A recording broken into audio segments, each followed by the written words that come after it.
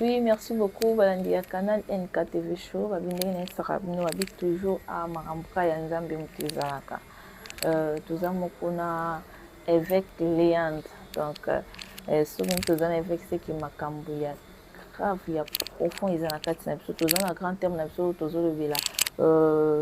Les défis liés au ministère. Banda pour imaginer, on a eu mot déjà simba big qui n'a papier parce que mon est très important. Ils ont la carte na biso, ils ont beaucoup molobi na bino NK la douceur. Salut. Salut Maman NK International.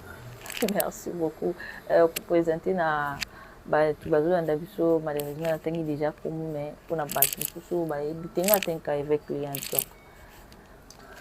Oui, comme monanga eza Leandro. Donc de babengaka biso na Portugal Leandro Gracia, na français Leandre de Gracia.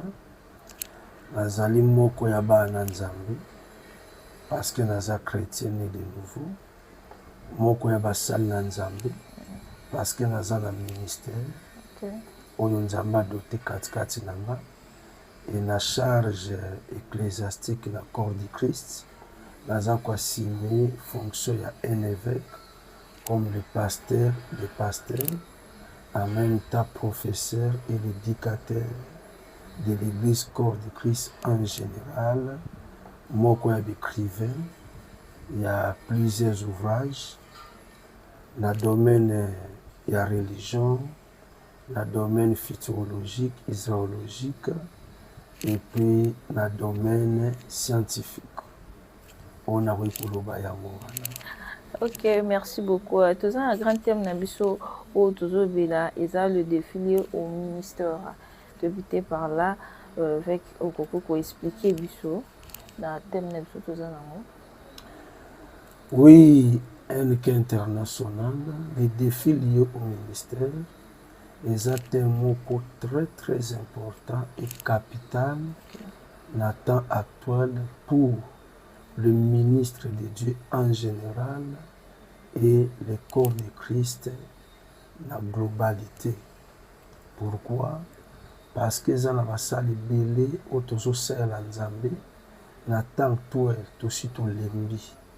Malgré la titre tous en malgré l'église toujours comme ezali mais ma réalité mingi au basala nzambe bazo kuta nango et sali que mingi kati na biso to perdre espoir ya kosala nzambe ba misusu basi ba abandonner déjà ministère ba abandonner l'église et comment à niveau même comment on a un ministre de la parole a joué à tek église na ye pour lukanzela poto à tek église. Oui, comment cela veut dire que a joué local banda ko louer le pango ya bato banda ko louer donc on a un contrat de bail na bail wana ba koti kata mususu na 4 mois ou 6 mois il y a contrat de bail na bango a sali compensation ya mbongo wana ya futaka nande ko mususu ya pasteur et puis a joué bandimi église bandimi ba yebité abi na tekelo na bandimi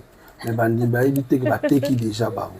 Pasteur pas joué pesi mbongo na mutambo ndimi moko a joué mbongo par stratégie ici bandimi ke nga na voyager na tikeli bino ndeko na nga oyo yende mutana kotambusa bino pendant tout ce temps na ke voyage et to changer peu comme église est comme tel akei bandi ba osutuka na sima bonjoka basi bateka na église na bandimi na ba document na ba instrument nyonso tekama donc bandimi batekama. Pourquoi? Parce que ba défi o basala nzemba ba okuta nango ba misu ba surmonter yango te ba misu ezali ko déstabiliser bango complètement et lelo oyo bato ebele bazosala nzambe malgré bango à cause des défis liés dans le ministère. Ok, merci beaucoup. On a question sur quelles sont les missions du ministère? Ok. D'abord, le ministère, la question autour de nous, on va parler d'une manière générale. Oui. Le ministère, d'abord, c'est une charge confiée à un ministre de la parole. Alors, il y a d'abord, il y a l'émission, quand je parle de l'émission d'abord d'une manière globale, il y a aussi une mission spécifique. C'est par rapport aux missions, à la mission et à la vision que le ministre de Dieu a kenda kukuta na ba problème. Et loko liboso tango totangi Ephésiens 4 verset 11 à 12. Tozomona que Bible na biso clairement, il a établi les uns comme apôtres, prophètes, évangélistes, pasteurs et docteurs. Mais pour quel but? Bien, pour l'édification du corps du Christ et le perfectionnement des saints, en vue des lèvres. Donc, ezala ba sous-branche oyo l'apôtre Paul a retracé. Cela veut dire que chaque ministre de Dieu a une mission au doté katikati na ye dans l'église. Et là, quand liboso azana pour perfectionner le saint, azana pour édifier corps ya Christ. Pour l'andisama na ba sous-trace oyo verset 12 et talisi mission verset 13. Alors, la mission spécifique oyo ba pesi et pas ya ministre ya parole, ezali de préparer le cœur des chrétiens ou des croyants pour le royaume des cieux. Alors, pour préparer le cœur des croyants ou des chrétiens pour le royaume des cieux, toyebake tozali confronté na ba défi. Pourquoi je l'ai dit? Parce que dans Matthieu chapitre 16, au bandana verset 17, c'est un verset 19, le Seigneur était très clair avec ses disciples. Lorsqu'il posa la question et l'apôtre Pierre répondant à la question du Seigneur, le Seigneur a dit à l'apôtre Pierre, je prends seulement une seule phrase. À l'obinaïe clairement, le porte de séjour des morts ne prévaut pas contre elle. Contre elle, c'est quoi? C'est l'Église. Or, le ministère a pour valeur l'Église. Sans l'Église, le ministère n'a pas la valeur. Sans l'Église, le ministre de Dieu n'est pas aussi honoré. C'est dans l'Église que la valeur du ministre et la valeur du ministère et talisama. Mais si l'Église en Oana, ils ont un combat contre les portes de séjour des morts. Les portes de séjour des morts, ils ont un défi au ministre de Dieu à kukuta na yango pour permettre que accomplir mission au bâti katinaye, il y a perfectionnement, il y a bassin, il y a édification, il y a corps, il y a Christ. Par exemple, na couper ça exemple oyo au bandisama d'abord la Pierre yemoko. Au moment la Pierre si ma koyebisa Yesu que tu es le Christ le Saint de Dieu. Yesu a payé clé ya royaume. Ya mbele na likolo. Oko kangana se kangami na likolo, oko fungwana se efungami na likolo. Mokomona la même personne au bapesi clair royaume. Tangu Yesu aza ko annoncer que azoke na Jérusalem pour la kukufa. Pierre ateni abiti ne burapa. Bakanti ke za Pierre. Mais nzoka Yesu lokola azalaki nzambe a détecté que aiza Pierre te. Satan a déjà sa côté na kata Pierre. Mais un ministre de Dieu déjà doté na pouvoir ya kokangana se kangana likolo kofungola na se efungola likolo, mais comment Satan la koti kati na ye pe ça dit c'est que arrière de moi Satan. Vous avez donc minga ministre de Dieu même tozo gérer l'église le lobandimi o tozo kamba des fois comprendre bisoté nazaki na pasteur bien, mais pourquoi pasteur katenga linga la terre, pourquoi pasteur sali acte oyo en réalité la minute rose à la pasteur te donc dia doit reconnaître la carte à pasteur à posséder. Pourquoi? Parce que ouverture, oui. Même dans acte 5. Dans acte 5, Pierre a bien clairement pas Agnès na Saphira. Abisi Agnès clairement. Comment Satan a-t-il rempli ton cœur de telle sorte que tu peux mentir à Dieu? Donc talakara Moussali ou la carte en église, disciple engagé, né de nouveau, mais Pierre a moi. Comment Satan a continué à monter manayo, comment Satan a rempli monter manayo. Tu es ça. Vous avez maman. Donc, l'ikola ba réalité net Agnès na Safira. bango ezalaki bilanga na bango moko bateki mais diable akoteli bango bamona intérêt mbongo tokosa po tobomba mbongo lelo mpe réalité ya mbongo wana ezosalaki mingi towanga na Yesu Masiya mingi tokota na lokuta nakoya na professeur lokuta mpona lia mbongo na kati église eza badefi. Pourquoi moto inventé prophétie? Parce que aza na difficulté à futa ndako. Lokola difficulté à futa ndako ekomi défi, il faut na kosa prophétie moko boye tona yebisa sœur moko mama moko boye yaka il faut na chocolat yo longola bilamba service na osala il faut pesa mata mususu 1 million de kwanza. Mais 1 million na par rapport à besoin on a za na ngo. Mais ça na rapport moko te na Nzambe. Ce sont des défis autokuta nango lo na 4 exercices ministériels. Yango tindaki biso to lobake tozo organiser conférence au tokolobela mama na likambo otobengi les défis liés au ministère. Ok, merci beaucoup. Na ministère wana ebote biso déjà ba question ndele. Na kati ya ba question toi na plus ou moins ba 7 ou 8 questions au établi selon ministère. Question quelle est la composition du ministère? Je n'ai pas bien saisi là. Quelle est la composition du ministère? Ok. La composition par rapport à ministère, nous devons comprendre. Nous avons le ministère qu'on appelle le ministère spécifique. Oui. Nous avons le ministère qu'on appelle le ministère global. Oui. Le ministère spécifique, c'est les dons du Seigneur dans l'Église. Oui. Il a donné les airs comme. Là, Nzamba Poli, par exemple, un international a tiré donaye à Kabé l'Église. Aux pour la service Église. Donc, on peut répondre quand on a besoin de l'Église. Mais ce qu'on a ministère global, les andengini, on a la ministre don au Seigneur a tiré la carte Église. Donc, quoi a tiré la carte Église? Si on a moko par rapport à la grâce à katikati nanga, tam sou la grâce à délivrance. Na grâce wana na commission lisusu soudo. Cela veut dire na créer ministère de délivrance Léandre de Gracia. Na bakisi likabo nzamba tie katikati nanga, siko na éclaté yango. Tant na éclaté yango et comme ce qu'on est propriété privée moko la ngai. Na kata propriété privée wana. Naza na ministère au bapesi na tam c'est un ministère évangélique. Ozwa nga mama. C'est une composante katikati nanga Léandre. Alors, na kata charge wana ya ministère évangélique, naza na don au bapesi nga. Deux causes na tam susu délivrance. Et comme composante pe na kati ya la personne Léandre de Gracia. Na kati ya composante wana ya don o naza nango ya délivrance.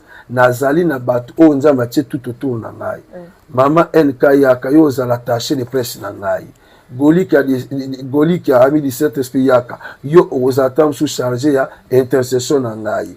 Oh pasteur David Itadio yo yaka yo aux a chargé ta mususu ya administration na ngai. Oh révérend pasteur Benvindu yaka yo aux a chargé mission na ngai. Pasteur qui pasteur Blaise Makolo yo aux a chargé ya finance na ngai. Pasteur Dani yo kozala pasteur chargé ta mususu ya sécurité na ngai. Alors la vision d'aigle, hein, la grande maman na lobi yo ta mususu kozala wana chargé ya ba activité na ngai. Ainsi de suite. Ba komi ba ministère composante na kati ya un ministère majeur et un ministère spécifique. Poto kamba eloko onzamba tie katikati na ngai. Sikoyo ekomi na forme moko ecclésiastique les églises. Pourquoi les églises? Dans une église, vous devez trouver la composition de 5 ministères différents. Vous aurez le ministère apostolique, prophétique, évangélique, pastoral, doctorat. Mais dans 4 ministères, où est spécifique, où est éclaté d'une manière globale, ils ont bornanga. Ata na sali mabe mutako suspendre nga azate mutako pinir nga azate nazo tambu seloko nga batu baza nase ya influence na ngai ba tambu na ba programme na ngai mais na carte église eza bongote parce que l'église est dirigée par le Saint-Esprit mais le ministère global oyo ezali exercé et pas un ministre de Dieu a éclatant d'une manière générale et comme aka eloko moko personnel. Ok. C'est ce que je peux te répondre par rapport à ta question. Ok, merci beaucoup. La réponse est 5 ministères. So, quels sont les 5 ministères dans la Bible, les rôles? Ok. D'abord, les 5 ministères dans la Bible, tout le monde a Ephésiens 4, 5, Ephésiens 4, 11, pardon. Nous avons apôtre, prophète, évangéliste, pasteur, docteur. Ils ont ce 5 ministères, mais ils ont un rôle différent. Un apôtre, Batomingi, Bazakane ignorance, voilà. Bakantaso, Babenga apôtre, apôtre Azamuta qui n'a pas bâti l'église par-ci, par-là. Non, ça c'est l'ignorance. Un apôtre, c'est un possesseur de la doctrine. Azamutu, Azana maîtrise enseignement doctrinal. Il y a le fondement de l'église. Parce que l'église est fondée dans la prédication, dans l'exhortation, dans la prophétie, mais l'église est fondée dans les enseignements de Christ. Il y a un moment dans Matthieu 28, verset 19 à 20, Yesu allait faire de toute nation mes disciples, les baptisa au nom du Père, du Fils et du Saint-Esprit, enseignez-leur à observer tout ce que je vous ai enseigné. Oui. Donc, ce que verset 19 wana alobi les baptisa au nom du Père, du Fils et du Saint-Esprit. Le loko mona bato baleki na fondement des apôtres te à cause de mutaki au baptisé. Je te baptise au nom du Père, au nom du Fils, au nom du Saint-Esprit. 3 fois dinti mutuna mai mutazu baptême te. Déjà baptême moko ça fond. Okay. La forme est là, mais ça le fond. Parce que Jésus a dit les baptisa au nom du Père. Comme ya Père en Wezarani. Le Père, c'est un titre honorifique. Ce n'est pas un nom personnel. Ce n'est pas un nom propre. Le Fils, c'est un titre honorifique donné à tout enfant. Le nom maman NK Botibana Mibala Obenga Bango ba fils na ngai. Mais ça va kombo na bango te. Moi la mobile nyo surtout ça na kombo na propre. Donc mutaji baptême sans forme. Le Saint-Esprit, quel est le nom du Saint-Esprit? Donc batuming ba vandi na l'église, mais sans vendre dans le fondement des apôtres.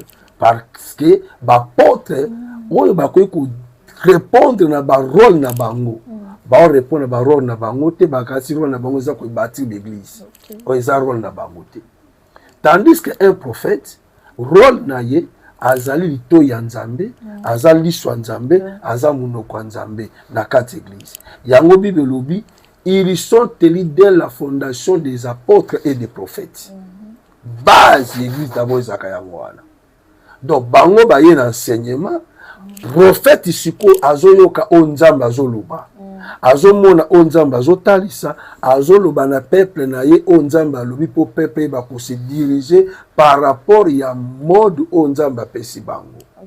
Et tango bazoyoka prophète, parce que azan a l'ainsi dit l'Éternel. C'est alors que l'évangéliste vient. Parce que l'évangéliste, par rapport à Misapina, Biso ya Maboko, Otozana Yango, apôtre Azalaka toujours awa Tozana prophète, awa Tozalina évangéliste. Dans les majeurs, Oizak évangéliste. Au monde Azamoulaï Koleka Bango, apôtre Aza toujours à l'écart, Bako toucher awa. Au monde a comme difficulté Zali. Pourquoi? Aza limité. Prophète a limité. Ma apôtre va jouer avec les tout. C'est lui donc le poumon moteur, il y a fondement l'église. Suivi na prophète pour akangamaka na apôtre. À tout moment ils sont collés. Alors les majeurs l'équipe bango na moulai.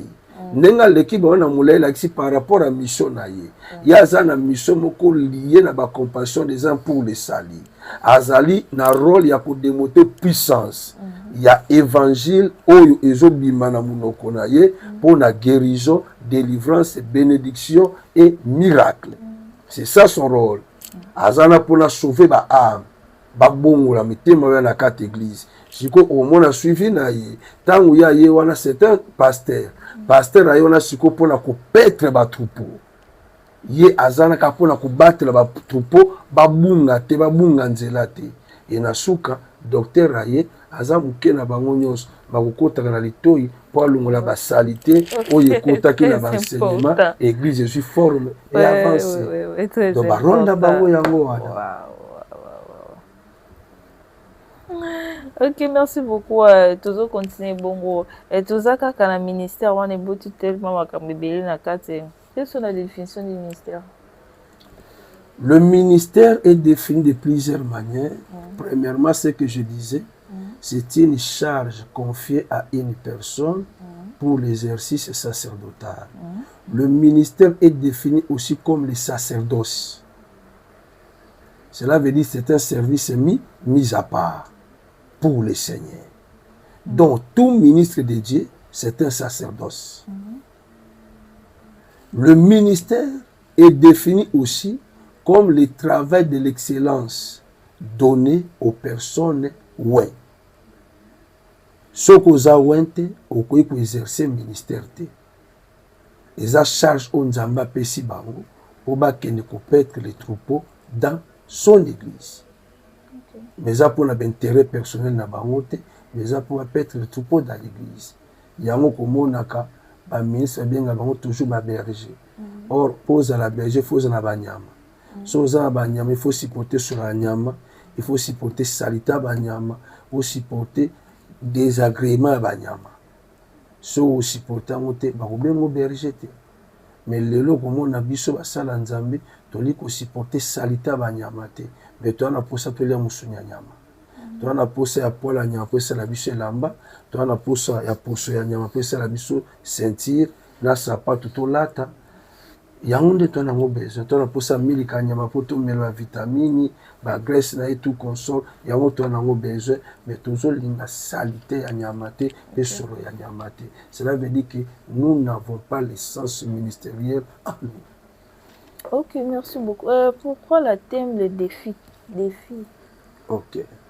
Donc, quel défi, pourquoi, maman? Défi, la définition française, lobby, c'est une provocation à une lutte ou à un duel. Tout celui qui te défie, a provoqué. Oui. Si les défis liés au ministère, ce sont les choses qui provoquent le ministère. Tout ça, qui a provoqué le ministère, maman.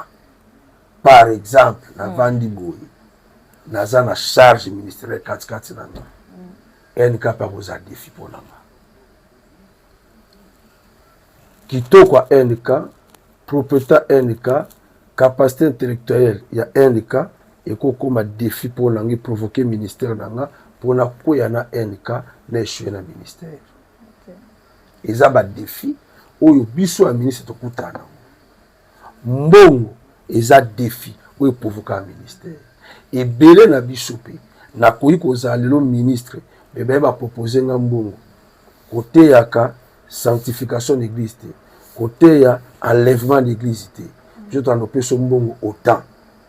Oyoki na landimo yeko provoquer ngai na zwimbongo na bomi ministère nanga likola mbongo gloire d'autant na jeu élévation makasi et comme ka défi pour na ministère na kwa momo na to surtout nase nanga opesa mbote ça va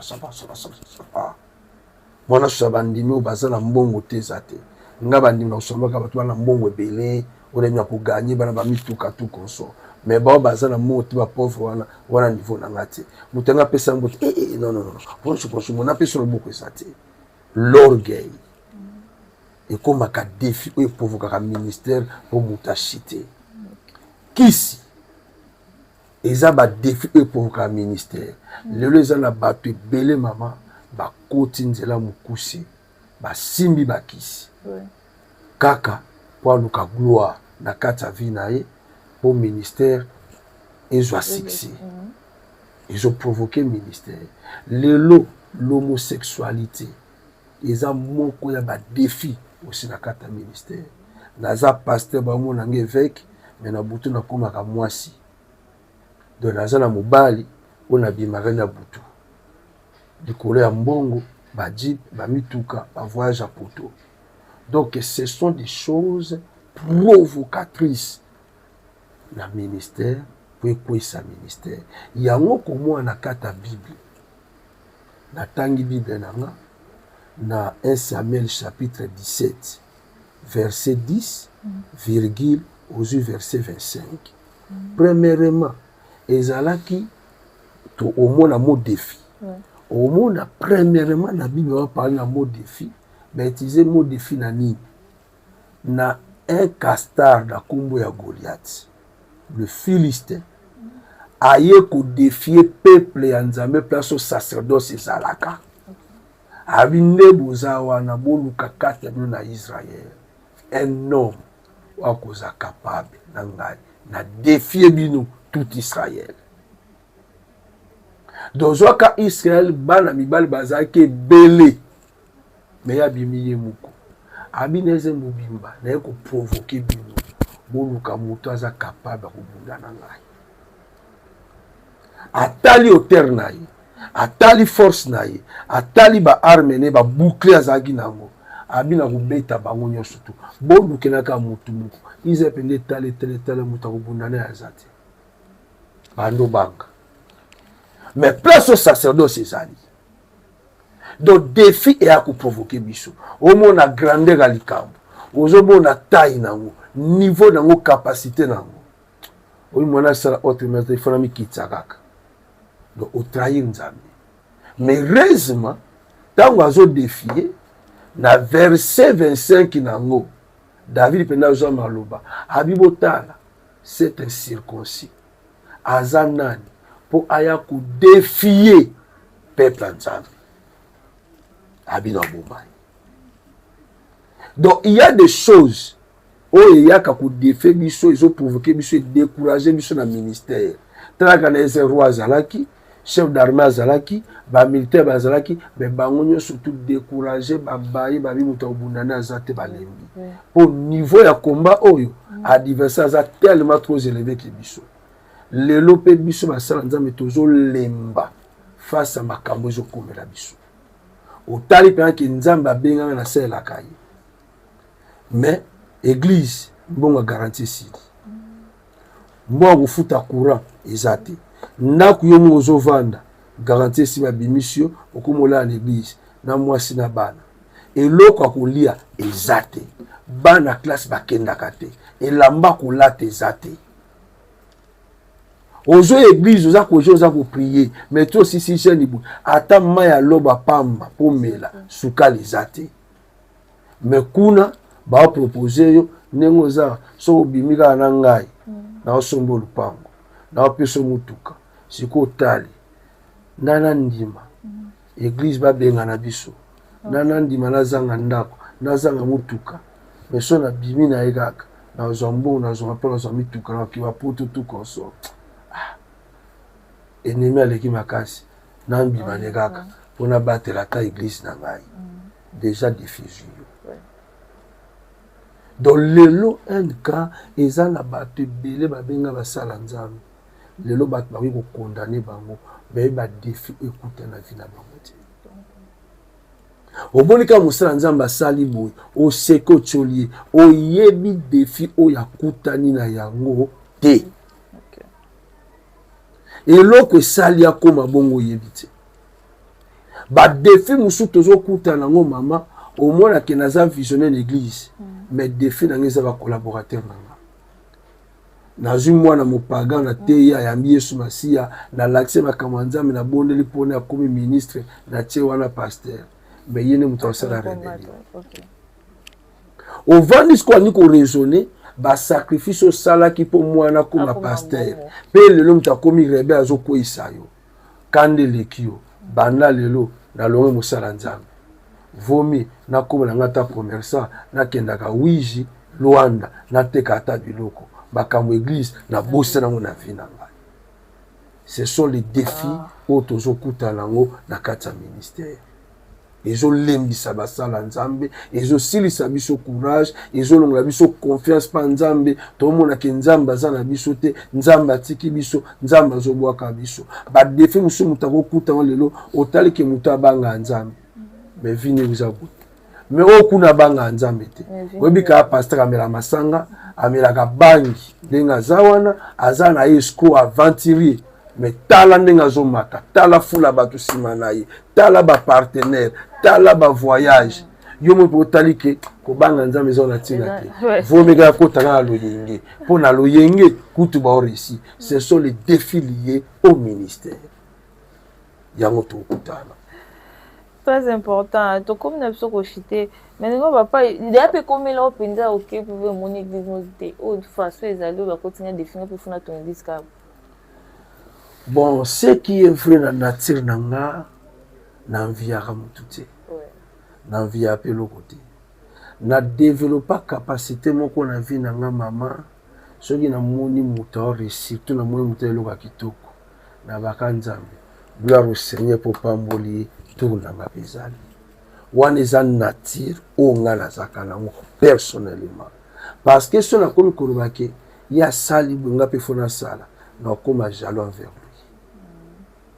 Et puis ekoluka na yekola nzela ni na kota ki pa koma bongo. Siko na koluka na landa nzela na eta musa kota nzela mabe na kopengwa.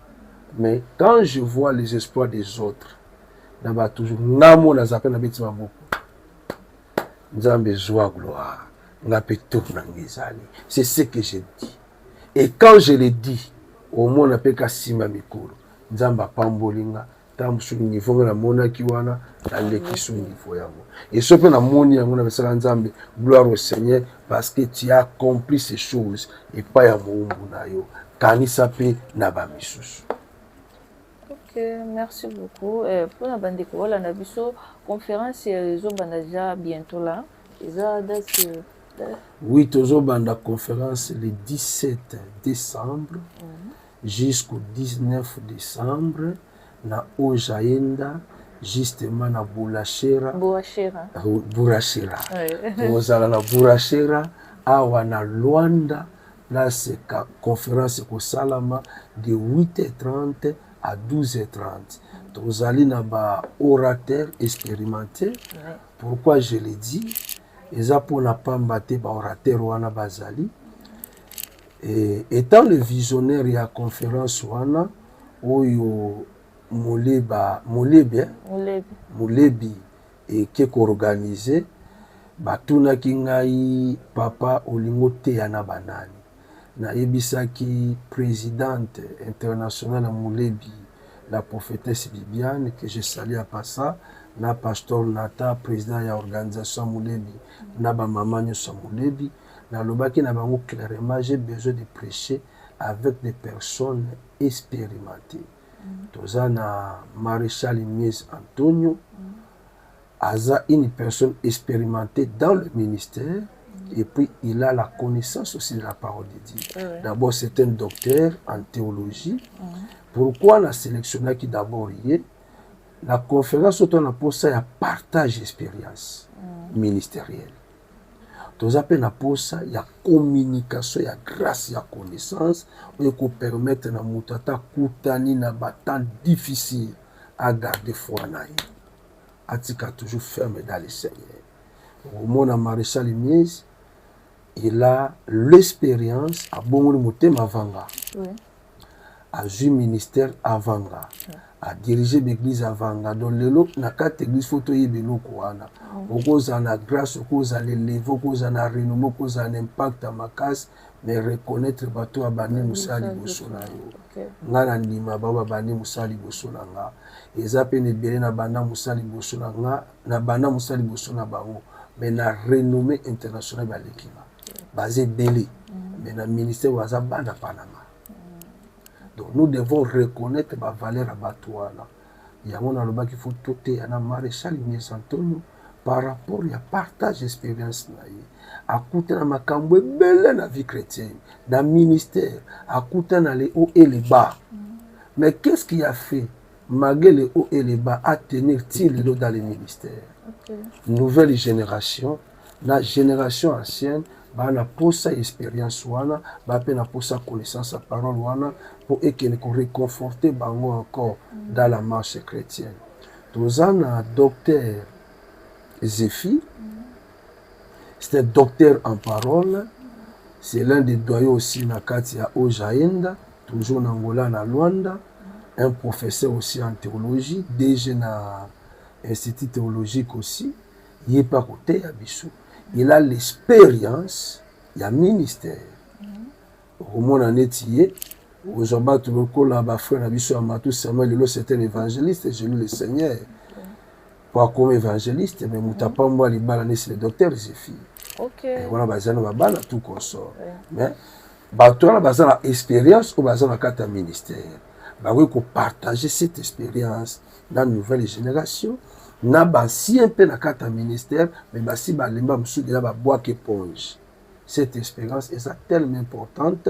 Et puis la connaissance de la parole au bazana yango est ça vraiment importante pour la kusunga le ministre dans la nouvelle génération. On a préparé pour lobby bakote la carte d'exercice ministériel. Aujourd'hui, nous la léande de grâce qui vous parle. C'est ce que je dis. Moi, na vie nanga maman, batmoyo ka témoignage na conférence wana. Et arrivé na bandi ko samba na 1983. Ils allaient noter. Na même kawa ku jono botamite. Dans la 83 wana na jungola bana pe kotia sama malamu. OK. Donc j'ai l'expérience. Il y a vie chrétienne, il y a ministère. Mais marche wana et ça qui na pengwa deux fois. Oh. Na pengwa pende ya kupengwa deux fois. Ndeka Bible lobi cette fois mon juste tombera, cette fois sera relevé. Ngas qu'on a commencé cette fois, tengande ma succès à la deux fois. Deux fois na tomba, deux fois ba relever. OK. Donc na yebi ba cause salanga na pengwa. Cause à liboso na pengwela. Toke misa musala nzambe toke ti Nigeria. Mais musala nzambe toyokani tout consort tokangisi mbongo baba akima biso sundola biso na mboka bapaya. Aux na maman. Oui. C'est qu'aux familles déjà imposa kayo il faut comme sango. Bacha ba moyena bango nyo surtout oboya voix ya famille. Obitenga na ndaka voix o. À l'époque on benga biso binzambi nzambi. Na bina ndimi binzambi nzambi. Sikoyo lobi vango ndima ki sacrifice otala ke moko azaki doyen na bino tout consort la page tout le monde ya voyage bambon tout ozala na passe akependa sundola bino tika bino bovandi bo souffrir na Congo te na mboka bapaya papa azate mama azate na ke côté ya Samalamu pour la première fois c'est béni Élysée bien quitté na zone France aebi un évangeliste international, c'est mon ami.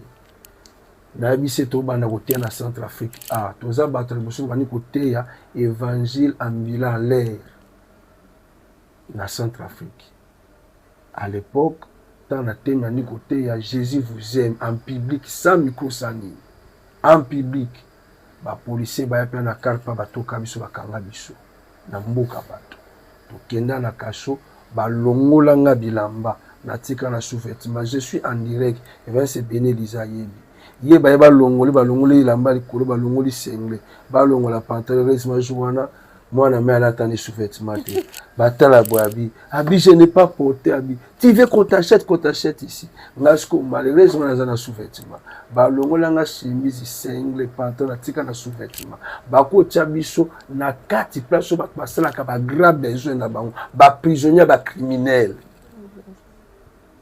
mboka tata zate mama zate pour l'évangile to kota kuna muta au système nazate et l'homme yelanga na bino bana kutia ba prisonnier ba loba kisango na français na bandi banzembo alingala pa na tala quelques bandi kozwa beni ajuta ndi kubeta boko nazo yemisa na bandi kotea sangomala na beni aza témoin na kata prison na agini commissaire azali banda kuna ce n'est pas une église ba supportate ba bimisa biso la libanda nzamba salango lo ba bimisa biso un Allah Dieu musulman aya futa mo ba bimisa biso na kuta na de reprise donc soki na kota ba kasho à deux reprises na binanga eza pour la tia sangomala et puis nzambe a kenda toujours convisiter biso babimisi biso na bimisi ata effronté boza règle ba passer pour na mi makambo tout à règle tangu na osilisi makambo na ozonga na bi Seigneur namoni makambo a réveil oyo à l'époque ils appelaient réveil te bana so groupe de prière na bi eza ba ventir na bi na ndo regretter fana comme ça na ju décision na bi na zongeli mokili tala sikoyo ancien sportif na zongeli sikoyo ki sport l'esprit ya mabe na bwaki bible mais mutasala ba campagne minene ba guérison miracle mais mutu moko boyi ayaka a diable utilisa pour pemwisa yo cela n'était pas facile. Ouais. Hein maman donc okuta na makambo deuxième occasion na pengwa ubande église na zéro nyoko mitu ozongeli nzambo ubande église nyoko mitu konso bubundi moi naza na oloba na télévision famille moleka nzola masoyi bayeba yesu eza na kandali na nga mwana bango mwana moleka ya liboso nzola matoma moleka il est conscient tel qu'il est là ngamu na yambisa yesu amona miracle na vie na nga na sakola pona na yeba ite na organiza spécial opération agabis na ngaba na bisi batu na za te botela mouchoir na bino wana ngana koya na ozwa mouchoir na sakola pona mutu na yebi ite na yeba tanda wa mouchoir na kota toma moleka ekomi il est témoin il est vivant encore na ya na ta mouchoir na sélection na tombola na bandi ko sakola pona mouchoir na yeba mutu te moi mbala ko bandolela na mosi bandi bolela. C'est là où il a donné sa vie au Seigneur. Moi, je suis la possibilité de faire tout consort. Dans le voyage, je a changé, comme l'église a changé, tout a beauté l'église. Oh, le comme rébellion. N'avant pas dit que oh, sur la vie, simbe na bukai. Chigolo. On a salé l'eau pour la tie. Na joie na zana musha mona maboko. Na bika nzambi so benga nga solo sinye monana na zo musha na beti na mabele na bi église se continuer c'est nzambi benga ngate na temi na ke le na kenda ga bo un mois après pasteur a été blessé na kati église Panzani ndenga na kena ke na pemu na bi na zo na sonza bete na destape na boy na zongi ba master na nga to salo yenyo to go sala daji lo yenge o to go sala ya au niveau to sala mais lokola ka nzamba benga nga pona ngai nzamba ya récupérer nga a récupérer penga facilement na vanda ga bona mona ser mo boy ser mona cherito ya bisinga atuka pona ndima yo landanga l'église soko landinga l'église na moi peno linga nga tout consort bon pas de problème na bisi master nga sir mutia za olanda ngai na bi bon il faut tika ngai leo na ok prier na olanda petit tour abisi nga lelo fa na catégorie go to koma na catégorie to koma ga boye pasteur nga zati le pasteur Faustin binti kitamba lava aringa pe anangola na komi na koti boye abandi ga gote atanga ni gote interprète akuyi ya kangambi ya ko kasuti mbala moko siko ser wana déjà beta msomoni muto lando bando yo voyo aza grand mosala nzambe a voyager ba mboke bela te sa malama sa ba campagne na minene yesu ko ibada basona nga banda kala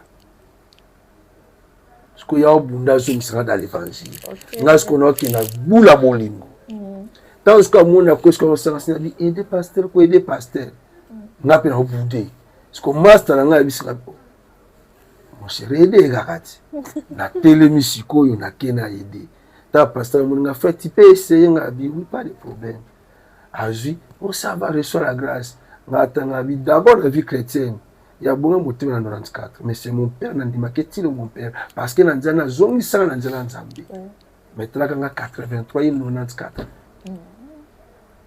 tant on a que na abandi ka toni ko interpréter moto vous voyez mon onction vous voyez tout comme ça parce que biso misa to ebi de que Tebi oyo azali mwana par rapport makambo ya Nzambe. C'est la voix qui a permis que nazongela Nzambe tili. Et nanzela pasteur Faustin. Nde lelo oyo de grâce à zonga na voix Nzambe na billet à ser wana ser meji na pesi mbote mingi ye pe lelo prophétesse munene. Donc nanzela na ye nde nazonga makambo ya Nzambe tili lelo ser Nzambe. Et quand je le vois, je l'appelle toujours maman. Malgré makambo Nzambe aza bébé pa na ngai, mais nabengi toujours maman pour Nzambe utiliser. Et heureusement pas azaka ser bien équipé, aza ba ser lokwa ba ser lelo te. Oh, il y a lelo ba ser. Il y a lelo ba ser oui. Ba ser oui. Talaga à l'époque nazala nous saper mutamakasi star olata kitoko za propre pomba donc batu babanga gayo mais penda tala ngote ma primande bo Yesu liboso na yeba Yesu na landa Yesu lelo naza bénéficiaire ya ngolo Nzambe pona yango déjà ba défaut na kuta na kata ministère pe mwisanga Nzambe na mawana azongisanga bato ebele bakute na ba réalité ebele pe musabango boye koseka babotoli bango mais boyebi makambo bakuta na kati ya vina bango te po bazonga sima yango conférence to organisango pour tout même quand même espoir et pas basala Nzambe ba réalité koya po me koya mais yeba ke soki Nzambe benga pe son ministère eza pona pambate téléma continuer combat le bon combat de la foi car la couronne de la justice et de la gloire nous attend. Ok, merci beaucoup à ceux qui ont commis na sukavi mutubon azana biso na sima caméra. Joe, tozana Evangeliste Jasper. Avec moi, je salue mon pasteur David Tadio. Donc, vous partagez, vous s'abonnez, vous commentez. Donc, n'ayez que ça qui va dans la biki na papier pour nous comment, pour nous dans tout ça, mais c'est très important. Isolé quand na minute na pour ezalaka déjà misu pas même comme belé va passer ba te yango de sauter et belé toza ba fautif ya makambo belé to longola repentance na carte église to longola ba enseignement temps de la fin na carte église to longola baptême na carte église mais to komaka batu ya onction selon compréhension na biso o onction za capacité o Nzambe doté katikati ya moto mais biso to komaka ka onction ya kokoisa batu ya kosakola esuki wana soki mutu akoyi te seke Nzambe asali te soki nasakoli te seke Nzambe asali te mais or vraie onction ezali repentance ya un païen parce que yango nde esalaki fete esalama na lola na lola fete kozala te Nzambe aza na gloire te parce que nakwisi 1 million de personnes parce que nafungoli miso baaveugle parce que natambusi baparalytique paralytique akotambola lelo me lobi akeli felo litomba nango nini me moto okutu azalaki na ye koka atikali koka abongoli motema ya Yesu loka mokepe obikisi na ye lobi akoti bokonzi ya likolo yango ekopesanga récompense par rapport ya nombre de foule na kozala nango lelo biso basala Nzambe tozoluka mingi succès gloire po mbongo eza na nsima mais tozotala te l'impact oyo toyi kozwa nsima ya repentance ya sali ya bapagano. C'est ça le grand danger. Donc pour ça na osenga église bolimbisa biso et na ngolo Nzambe tozobunda tozongisa message oyo bateyaka biso na ba 83 ezonga na kati église na 83 bapasteur na biso baza na mituka te baza na bavila te mais église ezalaka respecter valoriser micro ezalaka te tuanaosaka mbunda na kitsakatsaka na kingongolo nde toanda osala l'époque toza na bakit de luxe toanova na babana babambu so bia tobanda na babambu donc sikoyo omona mpena kobanga Nzambe eza na kati église discipline église sœur en Christ, sœur en Christ, frère en Christ, frère en Christ. À l'époque, si on que Dieu te pardonne, c'est que Dieu te pardonne. Na ola la te. Na ndi kusinga ndiko nga pardon pourquoi lobina na muni kamemi singa masuru nyosto mokido ukangeli nga porte alola. Mais lelo ato ebiso sali mutu mabe abiso nzambe alimbiso alongwa donc église alele comme église android on a benga maman pasteur android maman pasteur ba iPhone 17 na l'église android l'église iPhone 17 l'église beaucoup compliqué vraiment l'église beaucoup compliqué l'église ba iPhone 17 l'église ba compétition maman pasteur à l'époque alala kana babela le na panza pour la mobile naï mais alelo a ça la concurrence papa au moins écoute pasteur wana asome moi c'est iPhone 17 boyangeza wapi donc terrible église alléluia. Terrible église alléluia. Ok, merci beaucoup. Combien de comme na souka tout ça mal pas avec pour na déjà na fin émission c'est qui tout ça mal. Oui, message d'angeza seulement pour s'adresser na basala nzambe nyonso to ya mboka Angola même boza na ba province même pour boza libanda ya Angola. Vous êtes nos invités spéciaux, nos invités de marque, nos invités de distinction, nos invités VIP. Okay. Boya Tokuta Nabino du 17 au 19 décembre na Boulachera. Tokuta Nawana de 8h30 à 12h30 na grande conférence où tu parler tout autour ya Mama Likambo Oyo des défis liés au ministère. Présence Tabino et causera une grande bénédiction. Tous à côté pour nous enseigner, tous à côté pour nous partager expérience, mais nous aurons aussi des moments favorables au banda les 17, les 18, les 19, de prier ensemble. Ce qui va y pendant que l'église a été combattue, basangana ba bondela, est-ce que banda kusambela mabele trembla, nzamba sopangu ya naye. Est-ce que nzambe wana changé? Il est le même. Le sambo na biso basala nzambe na unité est tellement importante.